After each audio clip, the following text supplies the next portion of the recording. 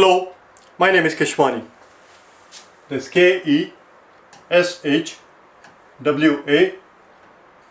Keshwani. We are here because we want to prepare for SAT. We have been solving SAT math problems out of this book here, the official SAT study guide.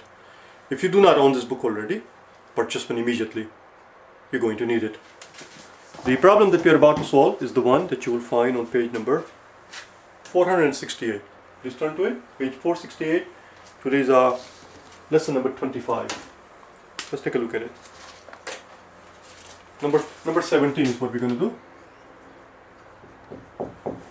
Yesterday on day number 24, we did the two problems that you see in the first column, number 15 and 16. Today we're doing 17 and 18. It says the cost of a telephone call using a long distance company A is $1 for any time up to and including 20 minutes. Alright, so with the carrier A, it is $1 for first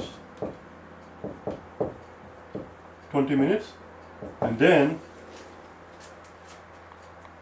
7 cents thereafter, 7 cents per minute thereafter. So if you make a telephone call of T minutes, if we make a telephone call of T minutes total, we'll pay $1 for the first 20 minutes, and then for the remaining time, which is going to be T minus 20.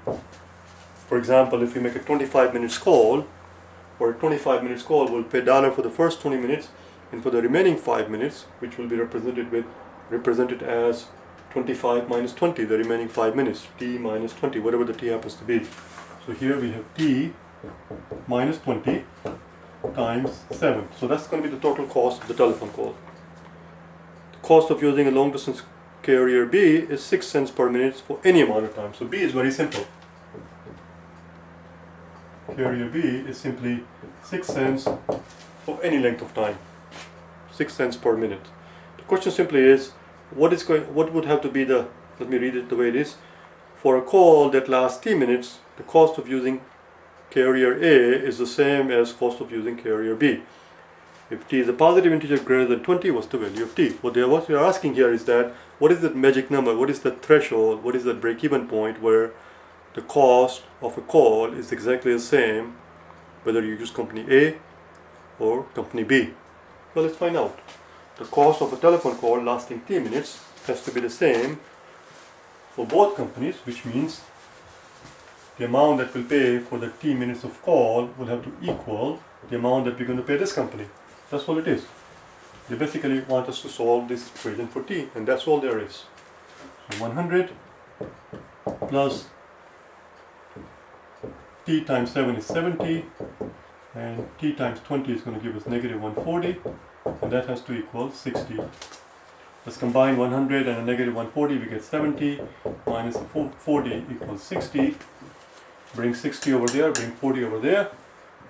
Subtract 60 from both sides and add 40 to both sides. This drops out and we get 70 minus 60 gives us a T equals 40. That's all.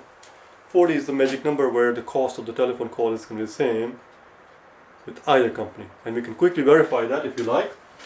With A, the cost is going to be $1 for the first 20 minutes, and for the remaining 20 minutes, we will pay 7 cents. 20 times 7 is 140, because 10 times 7 is 70, so 20 times 7 is going to be 140, plus 100 is 240. And with this guy, company B, it's going to be 6 times 40, which is also 240. There you go. We just verified it. It works. 40 is the magic number. And that's your answer. Let's do the next one, shall we? Number 18. Number 18.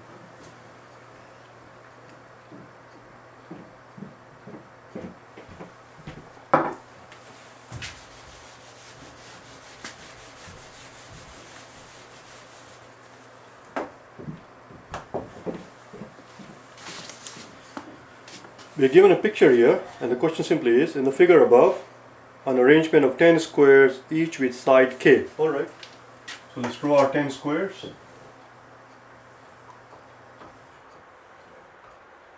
1, 2, 3, 4, and then we have 3 more, and then we have 2 more, and then we have 1. There are 10 squares, each with side k. So this is k, this is k, and this is k. They are all k, the sides. The perimeter of the figure is p inches. All right. Perimeter is p inches.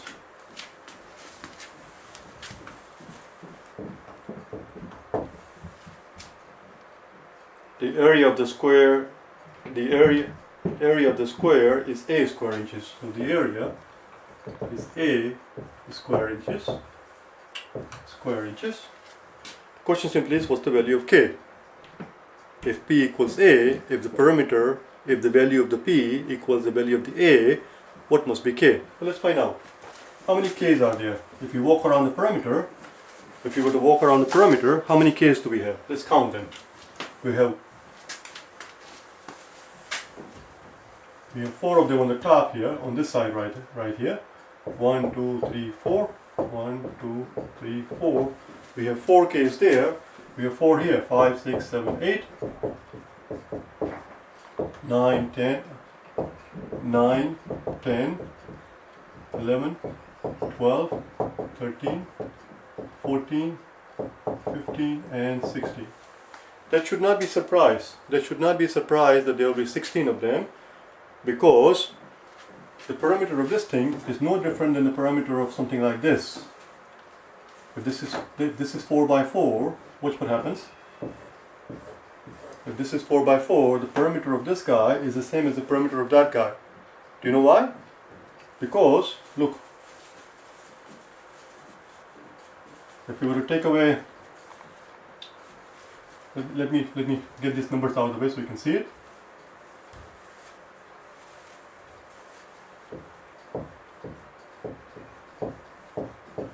I'm going to show you why the perimeter of these two pictures are the same. Okay, watch what happens. This side is 4, 1, 2, 3, 4. This side is 4, 1, 2, 3, 4. So that's the same as this, 1, 2, 3, 4, 1, 2, 3, 4. Now here we have 1, 2, 3, 4 to go from A to B. But if we start from here, we have 1, a 2, a 3, and a 4. You see? This distance here, let me put it in a different color. This distance plus this distance plus this distance plus this distance, same as this distance, A to B. Similarly, this distance right here plus this distance plus this one is same as this guy here, A to C. So the perimeter of these two is the same. It's 16k. It is 16k. If this is from here to here is k, it's 16k. That's the perimeter.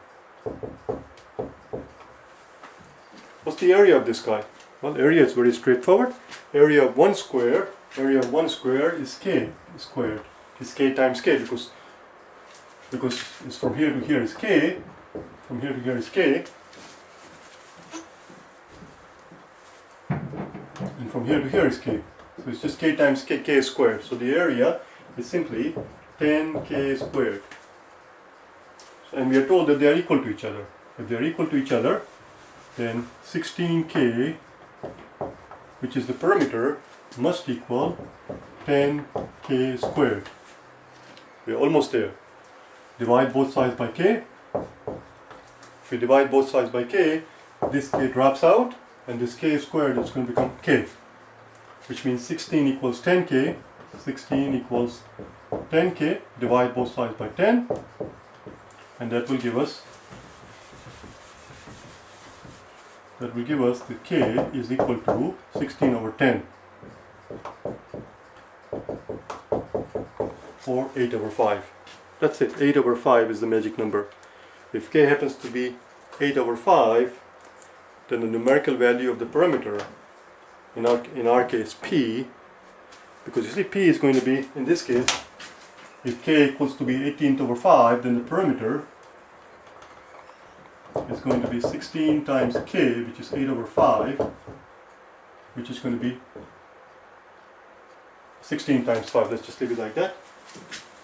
And then area, which is 10 times k squared, which is going to be 8 squared over 5 squared. 8 squared over 5 squared. This is 10 times 8 times 8 over 5 times 5. 5 times 5. If you divide top and bottom by 5, there you go. So we end up with 2 times 8, which is our 16 right here. 2 times 8, which is our 16 right here, times 8 over 5. The perimeter equals to the area in numerical value, not in units, because perimeter is in inches, area obviously is in square inches, but the numerical value of the two concept is the same when k equals to 8 over 5. Alright, that's the end of this exam, this section. Tomorrow we'll start the next section in this exam. I'll see you tomorrow, okay? Bye now.